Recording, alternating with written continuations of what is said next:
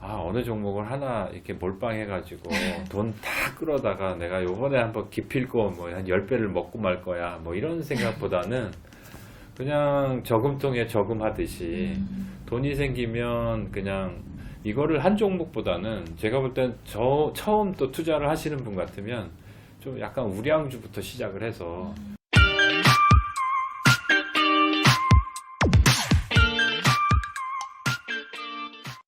그냥 간단하게 이야기하면 네, 가치주는 장부로 봤을 때 싼 종목, 네네. 성장주는 이제 미래 가치를 이제 더 멀리 봤을 때 더 지금 비싸다고 생각하지만 앞으로도 더 좋아질 그 수 이상의, 있는 예. 이라는 것이 어떻게 보면 굉장히 이분법적으로 나눌 수 있는 정의인데 네네. 대표님 말씀은 그게 뭐 시기적으로나 아니면 혹은 어떤 그런 산업 구조의 변화에 따라서 이게 충분히 같은 종목이더라도 가치주가 될 수 있고 성장주도 될 수 있다. 네네. 그리고 베어링 자산운용은 이런 것들 이제 고루 종합적으로 판단해서 투자하신다. 예. 이렇게 이해하면 될까요? 네네. 그래서 뭐 테크 같은 경우에는 그냥 우리가 인식하기에는 테크니까 다 성장주겠지. 네. 근데 대표적인 그런 테크 회사 중에 사실 가치주도 많아요. 왜냐면 이미 굉장히 많이 성장을 하고 지금부터는 어떻게 보면은 성장보다는 그 현금 흐름 같은 것들을 잘 그 주주한테 환원해서 배당을 많이 하거나 아니면 주식을 소각한다거나 뭐 이런 기업들이 많거든요. 그래서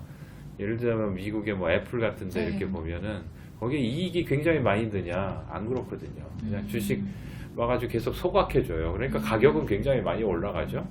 그래서 저희가 생각할 때는 이 회사가 굉장히 테크 쪽의 리더니까 뭐 그렇다 이게 성장줄 거야 라고 또 생각할 수도 있잖아요. 꼭 그렇지는 않다는 거죠. 마이크로소프트도 90년대에 굉장히 많이 성장하고 그랬지만 그 이후에는 사실은 이게 비즈니스가 물론 요즘에 이제 클라우드 컴퓨팅 때문에 또 다른 성장의 그런 게 이제 생겼지만 동력이 이렇게 좀 한 회사를 보더라도 그때마다 이런 소위 성장이나 가치라고 딱 이렇게 못 박아놓고 생각하는 거는 옳지 않은 것 같다는 생각이 듭니다. 예.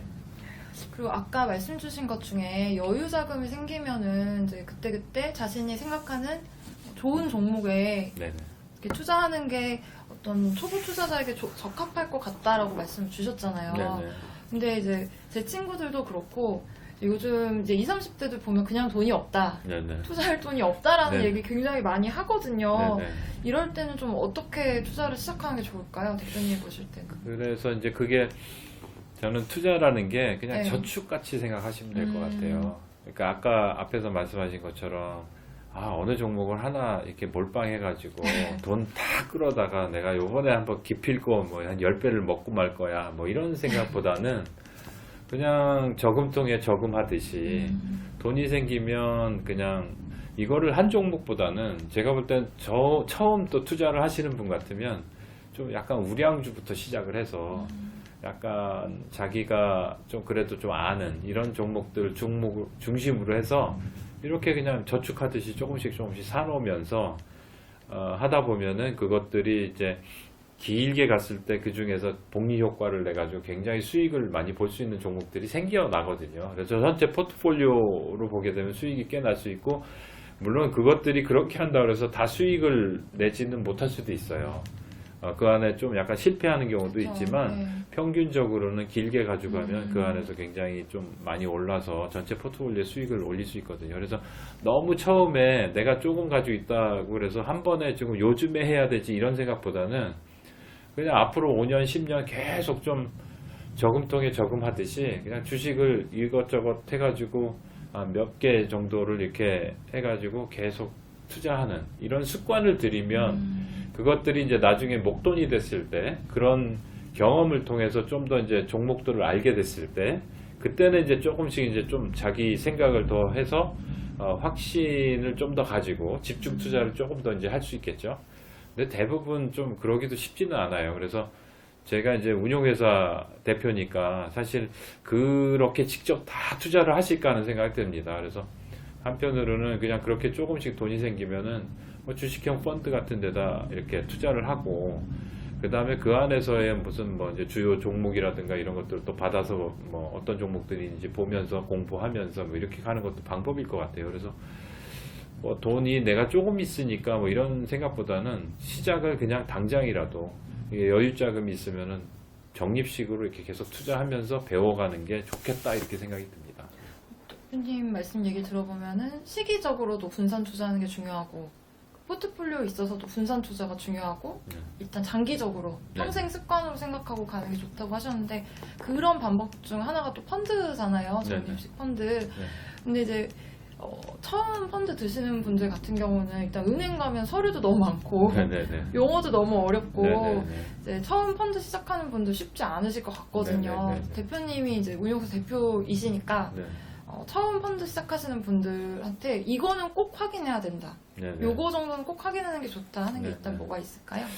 그러니까 이제 상품 굉장히 많죠. 너무 많아요. 엄청 많아요. 네. 그래서 제일 중요한 거는 이게 어떤 성격의 펀드인지 그걸 명확히 알아야 돼요. 그러니까 주식형 그러면 주식에 투자를 하지만 주식 안에서도 어떤 성격이 있냐 여러 가지가 있거든요. 뭐 예를 들어 대형주만 주로 하는 투자하는 펀드인지 아니면 중소형주만 주로 하는 건지 또는 아까 이제 그런 얘기하는 좀 가치 성장 뭐 이런 걸로 굳이 나누자면은 이게 어떤 성격이 그래도 비교적 있는 건지 그다음에 뭐 굉장히 이 변동성이 굉장히 큰 성격을 가지고 있는 그런 펀드인지 왜냐면 내가 굉장히 보수적인 사람인데 주식형을 만약에 가입을 한다 그러면 약간 조금 더 이제 그런 변동성이 낮을 수 있는 게 있거든요. 그런 거랑 맞는지 이제 이런 것들 체크를 해야 되고 또 내가 좀 굉장히 공격적이다 그러면은 주식형 펀드 안에서도 굉장히 그런 성격을 가지고 있는 펀드들이 있거든요. 그래서 그런 것들을 좀 잘 설명을 듣거나 본인이 좀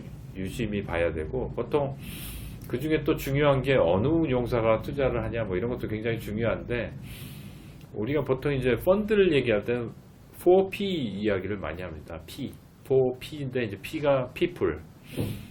결국은 이제 어떤 사람들이 운용을 하냐. 그 다음에 process. 그거는 이제 운용의 프로세스가 어떤 식으로 이루어지고 있는지. 또 다른 P는 philosophy. 투자 철학. 그 다음에 performance. 그래서 성과가 과거에 어떻게 했는지. 이런 것도 위주로 해가지고 한번 내가 가입하고자 하는 펀드들을 한번 이렇게 체크를 해보는 게 필요할 것 같거든요. 그래서 특히 중요한 게 내가 위험감내도가 얼마나 되는지 그거를 좀 잘 판단을 하고 그걸 기준으로 해서 출발을 해야 될 것 같아요. 굉장히 어그레시브하고 투자 기간은 또 얼마나 될 거냐. 돈이 금방 필요해서 1년 안에 내가 이 돈이 필요한 건지 아니면 이거는 그냥 여윳돈이니까 3년이든 5년이든 계속 갈 건지 그런 거에 따라서 좀 더 길게 하면 좀 더 공격적일 수 있고 너무 좀 짧게 이렇게 되면은 이게 변동성이 너무 크면은 내가 돈 뺄 때 시장이 많이 빠졌거나 아니면 이렇게 될 수 있기 때문에 그런 것들을 좀 잘 그러니까 나의 어떤 프로파일 이거를 좀 잘 이해를 하고 그거에 맞는 상품이 뭔지 이런 식으로 접근을 해야 될 것 같아요. 출발은 나의 투자 목적이 무엇인가 네네네. 그것을 이해하는 게 첫 출발이라는 말씀 주신 것 같아요. 네. 마지막으로 올해 주목해야 될 섹터라던가 네. 혹은 업종 네네. 뭐가 있을지 하나 콕 집어주시면 네네. 좋을 것 같아요. 팬데믹 이후에 굉장히 제가 볼 때는 구조적인 변화가 이전에 있었지만 온라인의 인터넷 세상 이쪽은 계속해서 확장해 가는 것 같아요. 구조적인 변화다라고 생각이 들고 그런 어떤 다이나믹스 하에서 혜택을 볼 수 있는 그런 기업들은 굉장히 주목을 앞으로도 해야 된다. 예를 들어 지금 최근에는 커뮤니케이션 플랫폼 기업부터 시작해가지고 그쪽에 또 컨텐츠를 제공하는데 장터 같은 거잖아요, 플랫폼이.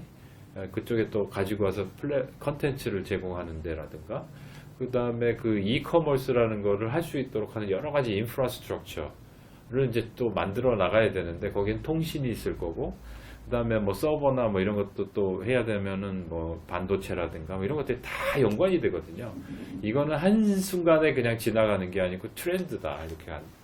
그러니까 이제 그런 부분. 그 다음에 또 하나는 이 코로나 바이러스 때문이기도 하고 최근에 ESG에 대한 개념이 굉장히 많이 나와요. ESG라는 게 Environment, Social, 사회, 그 다음에 Governance, 지배구조 이런 것들이 지금 화두가 되고 있는데 제가 볼 때 이것도 그냥 유행이 아니다. 한 해, 두 해 그냥 지나가는 유행이 아니고 구조적으로 지금 이게 진행이 되고 있는데 왜 그러냐면 유럽이나 이런 데 가면은 지금 그 여러 가지 뭐 회계 기준이라든가 감독 당국에서 ESG를 할 때 그 공시하는 그런 규정 같은 걸 굉장히 강화하고 있어요. 그러니까 예전에는 우리가 ESG 합니다라고 얘기만 하면 됐는데 지금은 어떻게 이제 바뀌어가고 있냐면 ESG를 합니다라고 하면은 어떻게 구체적으로 어떤 액티비티를 했는지를 매번 공시하도록 만들어 놨어요. 그러니까 ESG 펀드라는 게 그냥 말로만 하는 게 아니고 정말 실행을 해야 되는 거예요. 앞으로는.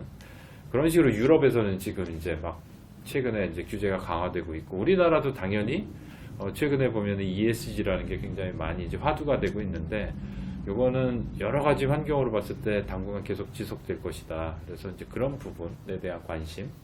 또 하나는 굉장히 저금리 상태로 가지 않을까 하는 생각이 듭니다. 당분간은. 왜냐면 뭐 아까 얘기했던 글로벌 어떤 인터넷 시장이라든가 이런 걸 통해서 효율성이 굉장히 높아지고 그러면서 물가도 낮아지고 전체적으로 또 경제 성장도 조금 예전만큼 이렇게 하기는 어려운 그런 게 있기 때문에 금리는 조금 낮은 상태로 갈 거기 때문에 뭐 인컴 뭐 그러니까 배당금이라든가 아니면 이자라든가 이런 것들을 좀 많이 주는 그런 회사나 뭐 회사의 주식이든 채권이든 저희로 말하면 이제 고배당 주식이라든가 이런 데도 꾸준히 관심이 있을 것 같다 이렇게 생각이 듭니다. 그런 것들이 이제 좀 큰 화두라고 하면은 좀 더 구체적으로 가면 뭐 IT, 하드웨어, 소프트웨어, 그 다음에 뭐 2차 전지라든가 자동차, 그 다음에 뭐 최근에 이제 경기 회복과 더불어서도 이제 파이낸셜 섹터라든가 뭐 이런 데는 이제 배당을 원래는 좀 많이 주는 그런 섹터들이고 또 경기 회복에 대한 이슈도 있고 그 외에도 이제 뭐 이제 환경에 관련된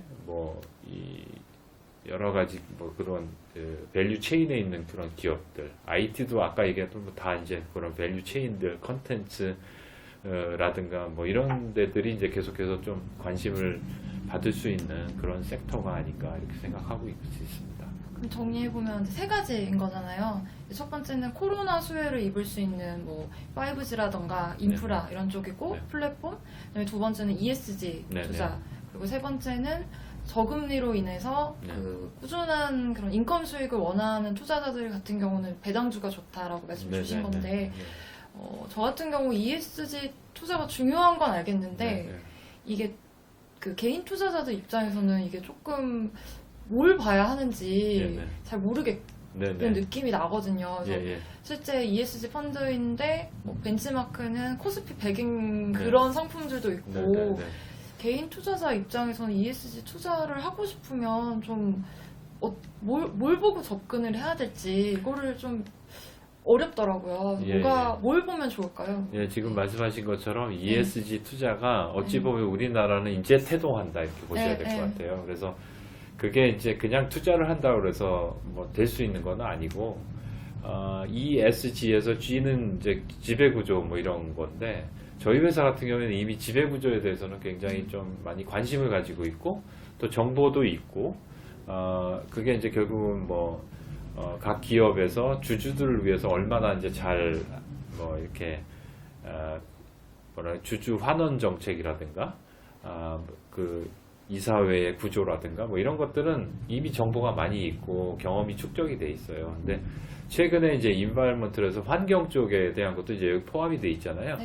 근데 환경에 대한 거는 사실은 이렇게 여러 가지 정보가 아직 많지는 않아요. 그래서 이제 시작이 되고 태동이 됐기 때문에 아까 이제 유럽에서 이야기한 것처럼 회계 기준에 이제는 각 기업에서 환경에 대한 것도 다 공시를 하도록 이렇게 이제 제도화되고 있거든요. 그게 이제 한국에도 이제 아마 제가 볼 때는 좀 더 그런 면에서는 강화될 거라고 보는데 이런 여러 가지 정보들이 이제 생길 때에 좀 더 본격적으로 될 수 있을 것 같아요.